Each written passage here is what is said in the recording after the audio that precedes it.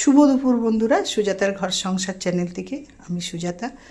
তো দেখো বন্ধুরা, আজকের আমি কি বানিয়েছি লাঞ্চে সেটা তোমাদের সঙ্গে শেয়ার করছি। তো দেখো, প্রথমে দেখাই ভাত।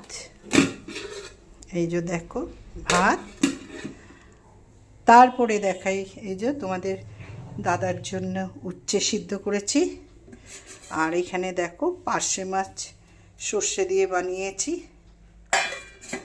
সর্ষে দিলে একটু, আর পার্শে মাছটার থেকে খুব তেল বেরিয়েছে, সর্ষে দিলেও তেল বেরোয়।